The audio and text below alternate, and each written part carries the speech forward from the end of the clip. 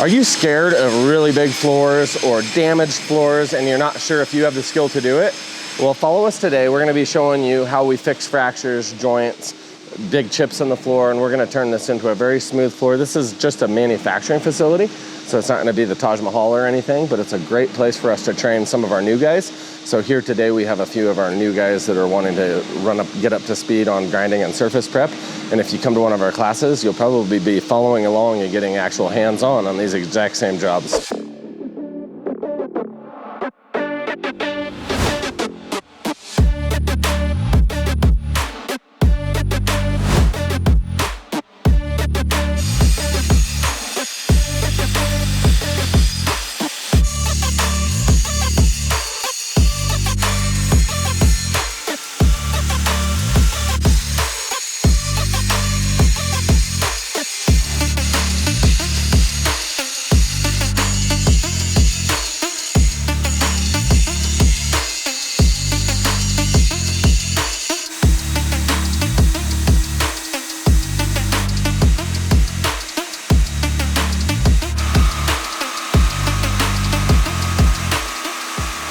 So most people realize that when we're gonna be pouring epoxy over the top of a fracture or an existing control joint or just bad damage, we do it a little bit differently, and here's why. You see a lot of people that will just make a really heavy slurry or a joint compound and fill the fracture. The problem being is usually both sides of this joint are still going to be wanting to move. So we take a crack chaser and kind of open up. It's a wide diamond grinding wheel that we open up and make that fracture a little bit wider. And now you have a little bit of distance to bridge with an expandable epoxy back and forth in there. As you see, after it cures rather, the epoxy, we poured quite a bit down this joint, more than you need to. You just need a little bit down in that fracture, but you really want it to soak into both sides of that fracture and for it to allow flexible movement with time. And then we come in, same Ultra-Flex epoxy mixed with gypsum powder. This is just 20-minute joint compound. You can mix 5-minute, 45-minute, 60-minute, whatever you want. It's totally inert, meaning it does not react with the epoxy, and the epoxy won't make it cure faster. So you have a long time to work with this. And then if the joint just keeps filling with that initial coat that you primed the joint with, you can take this and make a really nice pasty slurry into the joint like so. This will not keep seeping through there, and that's nice and light on your diamonds the next day. As long as you mix it adequately, you can grind right through this and you can make a really flush, smooth slab. So we're gonna take it, start out by priming our joint, and just spraying a small amount down in the fracture. This will chemically bond to our slurry, really allowing movement, but also really binding this joint so you don't get failures out of your joint later. So a lot of people just don't prep their joints or prime them properly, and then they fracture out. All my fractures, same as this. Most of the fractures in this slab are because they didn't put a control joint where it was needed.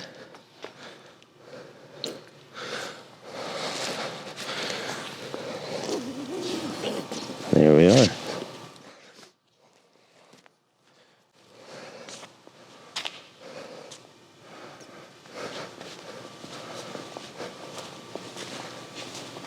I'm gonna start mixing a little bit of slurry. I probably want to give that epoxy just a little bit of time to penetrate that crack and really fill in, because you don't want your slurry just pushing that, whatever this is. You don't want your slurry just pushing this puddle right back out of the fracture. You want to give it time to adequately absorb down into there.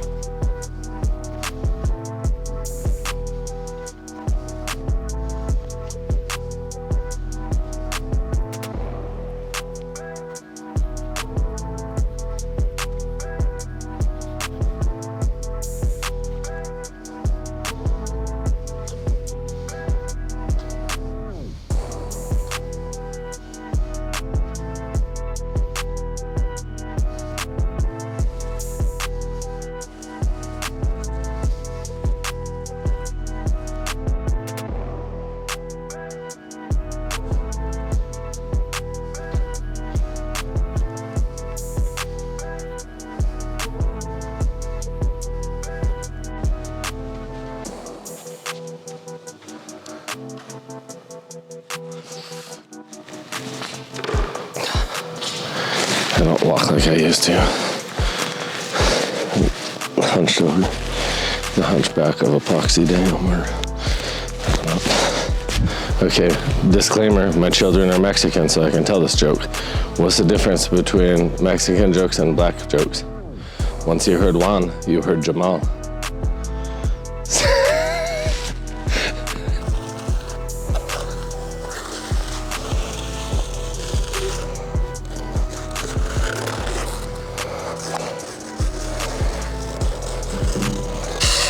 Yeah, way faster.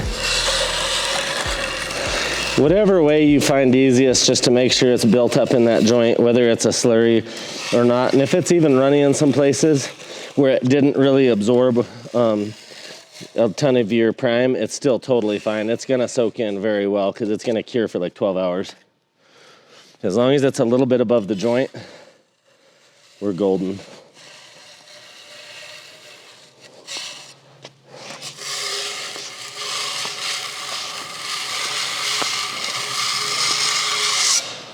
Watch us grind that tomorrow. It'll be perfect. Perfecto. If you don't fill these, then when you pour your flood coat, everything's just going to sink right in here. Maybe momentarily in some places it'll look kind of flat.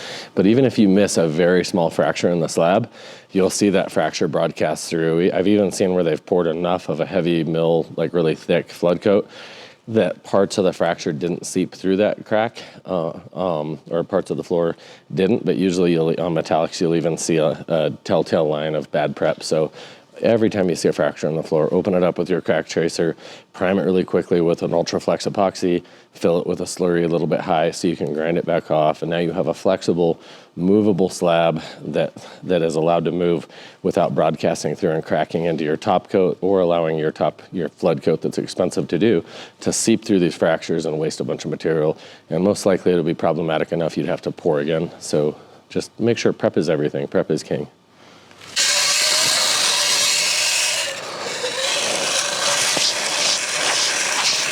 It's easier to clean up with a knife today than have to grind something tomorrow. So make sure you do. When you're trying to smooth these out, we're obviously trying to just slightly overfill them, which is very easy, just flexing an outside corner drywall tool backwards. It works really cool as a fracture kind of filling tool because it pushes the product up, leaves a little bit of a ridge. So if it sinks down a tiny bit, you come back the next day, grind, and you usually have a very flat floor. So stay tuned and we'll show you.